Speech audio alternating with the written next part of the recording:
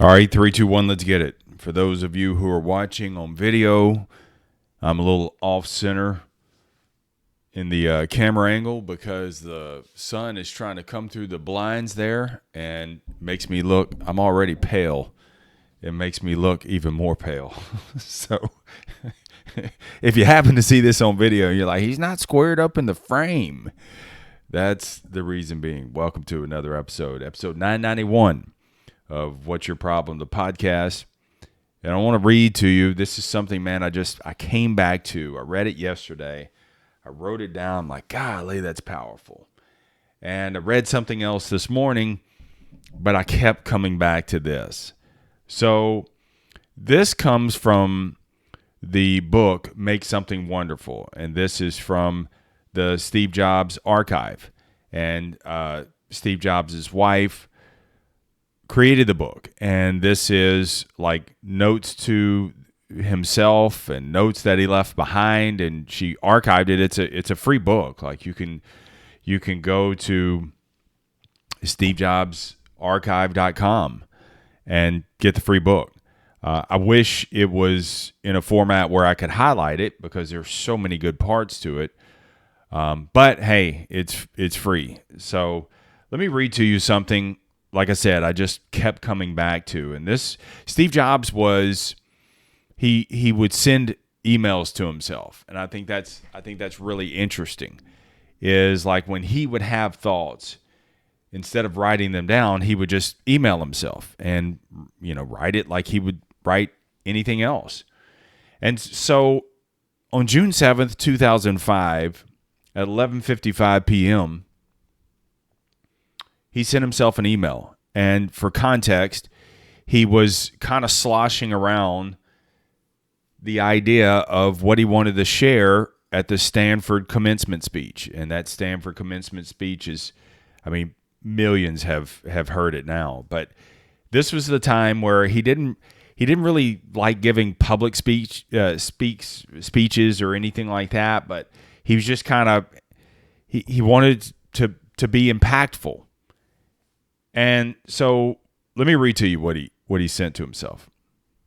He said, when my partner Steve Wozniak and I started Apple, most of our friends and family told us that we were nuts. Woz had a great job designing handheld calculators at Hewlett-Packard, and I had a fun job designing games at Atari. See, they were comfortable. Life was good. Steve Jobs is designing games at Atari. Sounds pretty fun, right in his wheelhouse. Woz, who was, the engineering mindset, he was designing handheld calculators, right in his lane. They were comfortable. Now, this is what he continues on.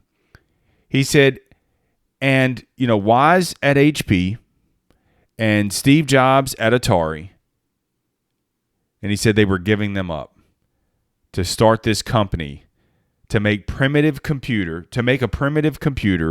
on a PC board that only a handful of hobbyists, mostly who are our friends, they may buy it for less than it costs us to make. In other words, we're going to leave a sure-paying job.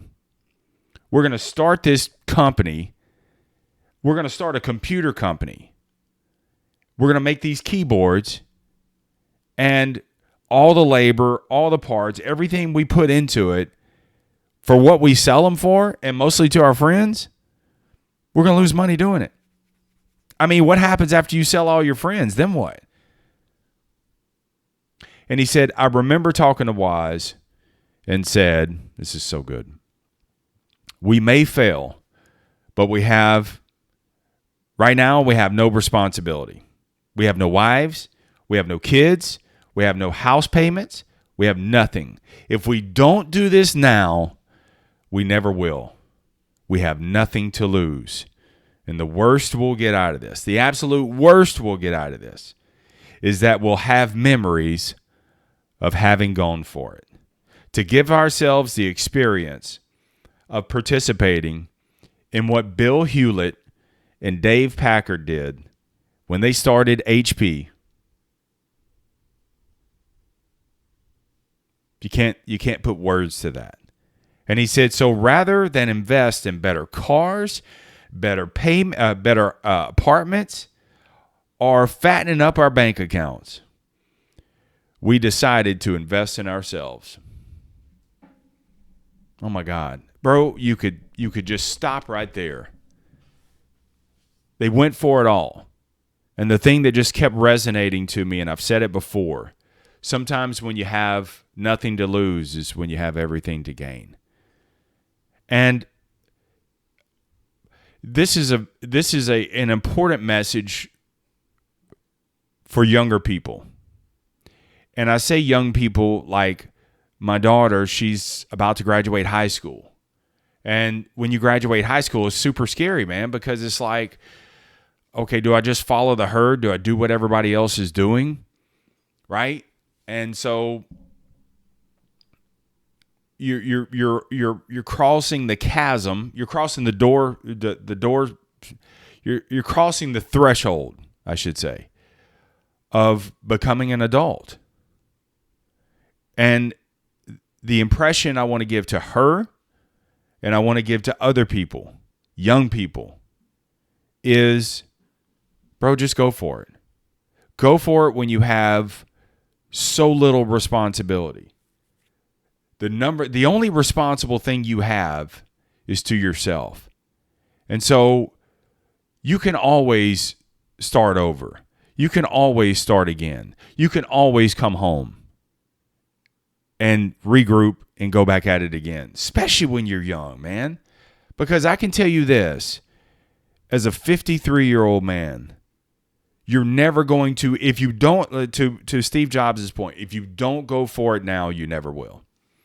And I'm not saying do this in a reckless kind of way, but I'm saying the responsibility you have to yourself, you can always go back to school if you don't want to go to school. Don't do what everybody else is necessarily doing. If that's not the thing that just pulls at you, then damn it, go try something. If you want to travel abroad, go do it. Figure it out. And stop putting these future timeline. Well, I mean, because as you get older, the responsibilities and the walls of responsibilities and the walls of caution close in. I'm telling you, I started selling cars when I was 25 years old. And I'm telling you, in a blinking of an eye, it's 28 years later. It is. So if you're young, if you're younger, like, take stock in your response. Like, if you want to move to a different city, remember though, going to a different city is not going to make everything all right for you. Okay? Because if you're not changing in here and you're not changing inside of you, then you're just going to be at a different zip code with the same bullshit that you carried with you. You're going to attract the same things. You're going to think the same way. Like, you're going to have to do everything different if you're going to do that. But hell, try it.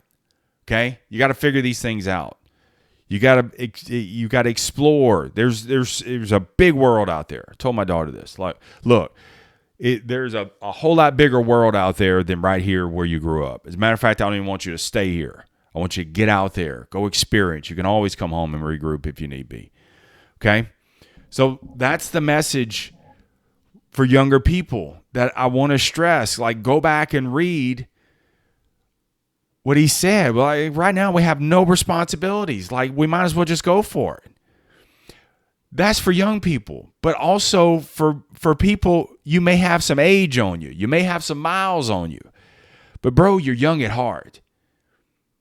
And let me tell you where you're young at heart. You're frustrated right now because you're at a point in your life you're like, it's got to be more to this than just this. Than hitting the old Capital One bill and making a house payment and driving a car. And I get the fact that you have responsibilities. But shouldn't the number one responsibility be to yourself? And again, I'm not saying be reckless. But I'm saying you have that internal pull at you. There's something you want to do. There's something more. Well, begin to explore those things. And because if you're not checking yourself, if you're not pushing these walls out, these walls are quickly going to close in on you. And then you just, oh, well, man, I wish I was younger. I wish I was about 10 years younger. I mean, everybody says that. Like, you could still be young at heart. And there are things that you can begin to play with. Like, stop trying to hit the money shot on everything. Stop worrying about looking embarrassed because you look a little foolish at times. Like, why are you even worried about it? Don't even worry about that. I'm in a unique advantage. I've been bankrupt.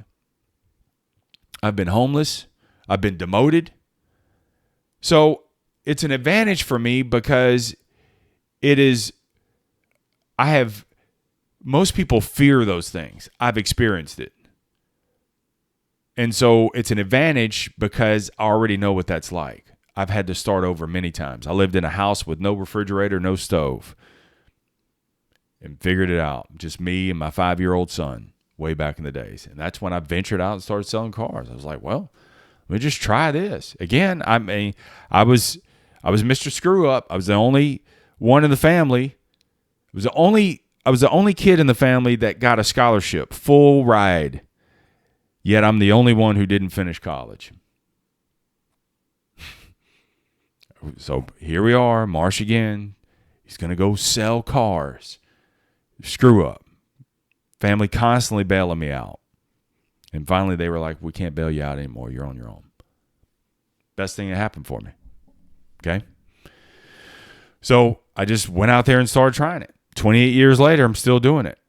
But you won't experience, you won't find these things in life if you don't try it. I mean, worst case scenario, I could have went back to the casino or a casino and started over. I was only making $2,000 a month, $2,300 a month before taxes. I mean, I could find a job for $2,000 a month. I could always start over. Let me tell you the advantage that you have if you got a few miles on you, if you're older. Because, bro, I can't tell you how many people I talk to and be like, man, the things you regret, the things that you're frustrated about is because you wish you would have done some things. Who says you can't now? You wish you were well, you can't get the time back, but you can do something with the time you have left. And again, I'm not saying be reckless, but I am saying, bro, you need to get out there and play a little bit. There are some things inside of you that you're still young at heart on. And if you're not, that should scare the shit out of you. But you're still young at heart right now. I want you to experience those things. Back in 2017, when I started the podcast, I was like, well, fuck it. I'm demoted. I'm broke. I do have a message. I do love to read. I do love to share. I love to communicate. I love to teach. All right. Started with free. Started the podcast. Bro, what it has done, and I'm not ready to speak on it yet, what it has done here in the next 6 months is going to be mind-blowing. It has set me up. I had no idea where this was going. It has set me up in a way that it's everything I've been praying for, yet didn't see how it was going to happen, and I believe it just happened. Speak more on it when it's already, the conversations are already being started. Let's see where it goes. But see, if I wasn't trying something, even though I was whatever I was, 43 years old at the time, when I busted out, what was that, 44, busted out, starting over again, I could have very easily been like, oh, well, let me just sell cars. No, I was like, well, fuck it. Sometimes when you have nothing to lose, you have everything to gain. Look, I would rather, remember this, I would rather try and fail than succeed at not trying. And I told my wife this. Like, my wife is younger than me. And she just moved into a bigger gym. Bigger gym, bigger expenses. I'm like, bro, look, like, what's the worst that could happen? You're young. You could start over. You got a master's degree. Fuck it, let's go. So she keeps me young. I keep her older. The advantage that you have as an older person is you have wisdom. And what is wisdom? Wisdom is composed of 3 things. It's experience. You got that. It's knowledge, which is acquired skills. Got your hands dirty. Okay? Not only theoretical knowledge, but practical knowledge too. And then it's good judgment. Good judgment is not necessarily saying, oh, I'm older, taking stock of your age, saying, oh, I'm older, I shouldn't do this now. I got a lot to lose. I could lose my house. Okay? Can you keep playing the game? You get the task is, you make decisions that stretch you, that push you, yet don't, I'm not saying you make decisions and your kids and you end up out on the streets. No. But sometimes the good judgment that we think that we're making, we're taking stock in our age and we're saying, no, oh well, it's passed me by. Is there something you can do? Can you begin playing in the outer bands? I mean, you start with free. Like I said, I started the podcast. It was free. It didn't cost anything. I'm right here in my office in my house. I started with a cell phone, and I sat in my closet with a legal pad. Same thing I do today. But that's where I started. And you just never know. But see, that is the thing that has brought me energy. That is the thing that writing literally saved my life. That is the thing where I developed the 5 skills: communication, curiosity, creativity, continuous learning and action, and productive confrontation. It was putting in the reps. I was like, oh, the same skills you learn in sales, you could take into life. The 5 F's: your faith, your family, your fitness, your finances, your fulfillment, both professional and creative. I didn't read that anywhere. It came up after thousands of hours of writing. That's a full-bodied life. I have those 5 areas. And those 5 skills, see what I'm talking about? And bro, I'm just getting started. I'm 53, but I'm still young at heart. I got a lot left in the tank. And I get to experience it every single day. And I want you to experience that too. That's the thing, man. That's the thing. And so the good judgment, let me come back to that thought, is not being cautious on my age. Says who? Says who? This is your only go around. Can you do something? And even if you take a hit, don't let it wipe you out. The game is to keep playing the game. You don't go all chips in, but you put a few chips in. Okay, and you start playing these things. And so the good judgment is, if I begin to wade into these waters a little bit, is it a one-way door or a two-way door? One-way doors, Jeff Bezos talks about this. One-way doors are, you cross that, you can't come back. But most of the things we have in life, most of the decisions that we make in life, they're two-way doors.